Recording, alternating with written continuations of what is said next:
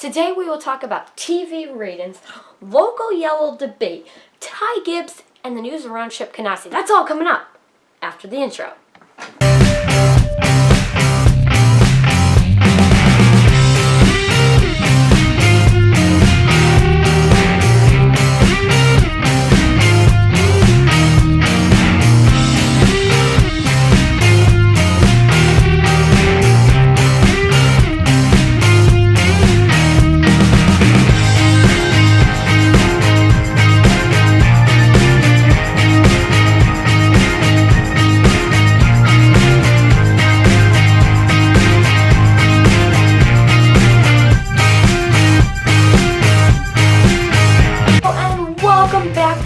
Video. My name is Cameron Simpson, and wow, we've posted 5 times this week. Holy cow. Today, got a lot of news to talk about, a lot to dive into around the NASCAR world as we get ready for Homestead Miami Speedway. Let's start off with Denny Hamlin. He has won the Busch Pole Award random draw for Homestead this weekend. He'll start in the pole.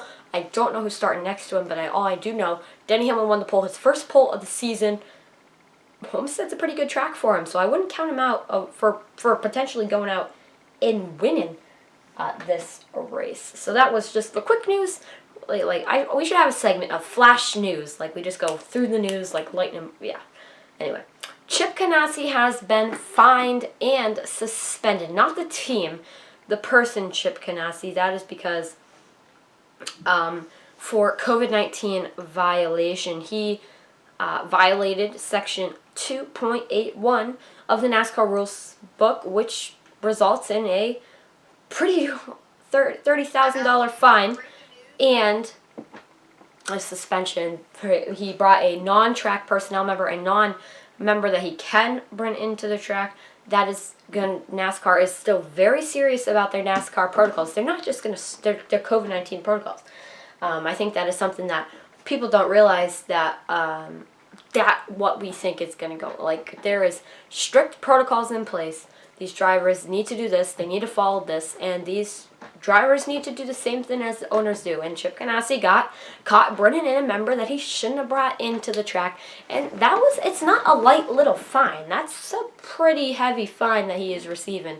And $30,000, of course, he can definitely afford a $30,000 fine, but I'm just telling you, it's a pretty heavy thing, and suspended from the track for 1 week, just as owners are allowed to come back to the track. So NASCAR is still taking COVID-19 very seriously, and I've heard many reports that NASCAR wants to get these tracks full of people, but that also means that the drivers and the owners and all those personnel that make that possible need to cooperate with NASCAR. So we'll see how that all goes. Chip Ganassi, though, a hefty fine. And in my opinion, just follow the rules, and we won't have to worry about you getting fined or anyone getting fined if you just follow the rules that are there, because they're there for a reason, and you need to follow them no matter who you are, even if you're a team owner. And NASCAR setting the precedent there, setting what they need, what they want, and what they want right now. So that's on Chip Ganassi real quick.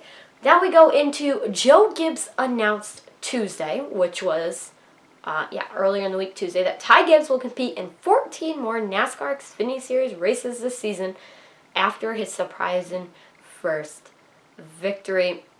Of course, Ty Gibbs, if you don't know, he won on his first victory. I didn't really get a chance to talk about it. It was a really awesome race to see him win it, and I don't mind Ty Gibbs. I like his mentality, probably because I'm a Kyle Busch fan, and he models after Kyle Busch, which isn't bad to model off of. In some cases it is.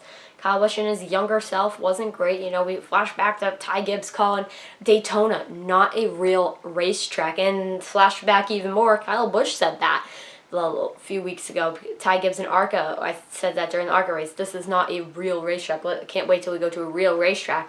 And Kyle Busch said that as well. So he's really modeling after Kyle Busch no matter what, and I'm fine with that. I like Kyle Busch's attitude and the way it was. I mean, I like it better now, but I still don't mind that if he has that mentality. Like, if he has that mentality, it's fine. He needs to know, though, that he needs to be a good PR. And, you know, everyone thinks, oh, he has Gibbs as his last name, that's why, you know, he's going to get in the Cup Series easy.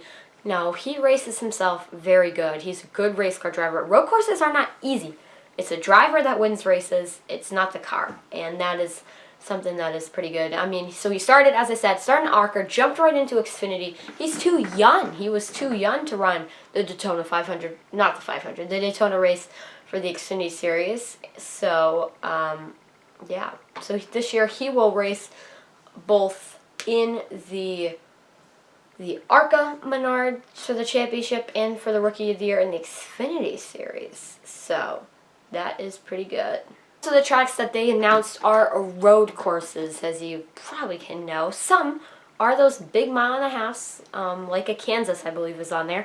So those big mile and a halves, he's still allowed to go do the mile and a halves. That's not against his rules. But it's awesome to see because that's just great. I like the fact that we're seeing him grow as a NASCAR driver, grow as a NASCAR competitor, get into the driver's seat, and know where he needs to go next. Competing for Rookie of the Year in Xfinity Series now with his more races. And now the debate is, can he skip over trucks? Yes, I think so. Why need to go to trucks? He's already kind of proven that he doesn't need them. I'm sure a year in trucks would be beneficial, but the fact that he's running tons of Xfinity Series races this year, I don't know why 14 more, so I don't understand why he would need to go to trucks. He's getting experience, and hopefully next year he'll be able to run a full season, and that would be good for him because he can run a full season, and yeah, that would work very well in his favor. I mean, his haters are going to hate. You're always going to have haters, and he said that during his press conference when he got asked the question, so that's great. All right, let's get into TV ratings for the Daytona Road Course. If you missed what I thought of the Daytona Road Course, go check it out. It's right up there in the card above. I didn't like the Daytona Road Course so much. You know, it wasn't my favorite, and road courses in general aren't my favorite. Of course, I always tune into a race because I love NASCAR, but road courses aren't my favorite. Well, apparently NASCAR fans think differently because Adam Stern tweeted out the NASCAR TV ratings for this week's race. Now, this was on the Big Fox, so here we go. The Big Fox TV, earned 2.8 rating in a 4.750 million viewers for Sunday's NASCAR Cup Series race at Daytona, the most watched road course race since 2014, and the most watched sports event of the weekend. So there we go. The biggest road course race and the biggest event that was watched of the weekend. That's awesome news for NASCAR. So, you know how I said maybe this whole experiment isn't working for NASCAR in that video? Guys, I really recommend go checking it out. Maybe I misspoke because people are watching it. And maybe because it's the Daytona Road Course. It's maybe that's why people are watching it. But it got more, that could be it. Maybe because so many people watched the Daytona 500. And then that was, really, the Daytona 500 ratings weren't good. But the people that watched the Daytona 500, then they got the information about, oh, we can go watch a road course. What's a road course, right? So people got that information. Then they were like, oh, yes, I got to go watch a road course. I got to go watch. And maybe NASCAR promoting the road courses. Maybe people like road courses. And that wouldn't be great for me. But it's awesome for the sport because so many people love these road courses. I don't like road courses, as I've said. And I can't say I don't like them all yet because there's still ARCA. Not ARCA. There's still COTA that could pleasantly surprise me. So that's where I stand on that. But the road courses, in general, fans are liking it, and that's all that matters to me. As long as fans are watching the sport, we're getting more eyes here. 4 million is it's pretty good for NASCAR. 4 million views. And the biggest sporting event of the weekend is awesome because the NHL had Lake Tahoe games, and it even beat out those. So that's awesome for the sport of NASCAR, as much as Lake Tahoe was beautiful. So if you missed it, I recommend go checking that out. Oh, man, that was an awesome weekend. So there we go. Now to the big story I wanted to talk about today is whether or not NASCAR should do loco yellows. Guys, drop your thoughts down in the comments, after I'm done, before I'm done, about the loco yellow, because I want to kind of get an idea of where the NASCAR fan base stands on loco yellows, because I don't know where you guys are on the loco yellows. I don't know if you guys are in for them, if you guys are out for them, so I want to know. Drop your thoughts down in the comments, what you think of loco yellows. Are you in? Are you out? And just let me know. But for me, local yellows are a pretty good idea for NASCAR, in my opinion. Of course, let's explain what a local yellow is. It would be used at a road course. All major racing events use local yellows except for NASCAR. NASCAR throws a full-blown caution out if there's an incident. A local caution will be a caution in the corner. Let's give turn number 5, for example. So there's a turn out, there's a spin out, someone needs something. Turn number 5, they'll throw the caution, and there's no passing in turn number 5. You have to be at a certain speed, but as soon as you clear turn number 5, you can go back to normal racing. That way NASCAR can get their track team onto the track, assist the driver, and then keep the main track under green condition. Yes, there's some flaws there, and as much as we kind of learned this weekend, NASCAR being in full control might not be the best idea. But let's just dive into it for a second. So we have the Daytona road course. We got a caution turn 5. Team has to come out, but there's still a green on other sides of the track. And I think that's what NASCAR wants to avoid. They don't want to have a safety team there and not have a full-blown caution, which I get. But there's a point where I disagree. I think a local caution is an awesome idea for NASCAR. If there's a spin out and there's a driver stuck in the grass and needs some like a push or something, that's like I rather than throw a local caution out for a few laps to get that driver out of the grass, where they can do that instead of throwing out a full-blown caution, right? But there's a case where, okay, there's a crash, someone's stuck, we need to get a tow truck out here, we need to tow them. Then they have to throw the full-blown caution, and I understand that as well. But I really think, in my opinion, that a local caution would be a good investment for NASCAR to get into. Now, the vice president of NASCAR, or not vice president of NASCAR, something of vice president of competition, I believe, put out a statement saying that he does not think that NASCAR is going to go into that direction. He does not see local cautions being something NASCAR. He basically said it could be a conversation, but he doesn't think that local cautions would make much sense in the sport. I kind of have to disagree with him, but I'm not the vice president of NASCAR. I think that they would be a good idea for NASCAR, but there needs to be a line down the middle. There needs to be a line down the middle where we have a good idea of what would be a full caution. Like, we have to have a full understanding of what would be considered a full caution. And we need an understanding of what would be considered a local caution. And we need to know these drivers are going to make a mistake, so we need to know, is there a penalty for passing in a local caution zone? What happens, right? Because that's going to happen.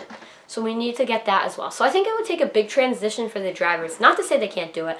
I don't think it will happen anytime soon, but I'm all for it if NASCAR wants to do it. Local cautions, to me, are something that would help the sport in NASCAR, that will give the sport in NASCAR more of the races going quicker. Because the truck race, when they had all those crashes and they threw out the cautions and all that, that was tough. Like, that was a really tough incident. And then the rain incident, we kind of figured out that giving NASCAR a lot of control might not be the best idea. So I want to know where you guys, I'm a NASCAR fan, and I gave my opinion, but I want to know where you guys, my fans, NASCAR fans, I want to know where you guys got it down in those comments down below. I really want to know where your thoughts are on the local cautions. And please respond. And yeah, that's awesome. That's it for this video. Before I go, 50 States of Sports premieres tomorrow, the second episode. So happy that we get another episode of this awesome series. But 50 States of Sports premieres tomorrow, episode number 2. Go check it out. I have a whole playlist carded right here. That's all the 50 States of Sports we've done. We've only done one, but if you missed it, it's on Alabama. Go check it out. We have Alaska up next. 7-minute edition. It premieres tomorrow at 5 p.m. So make sure you come and check that out. I'll be there on it, and we can react to it all together. Thank you all for watching. Have a great day, and I will see you tomorrow with that live video. Peace.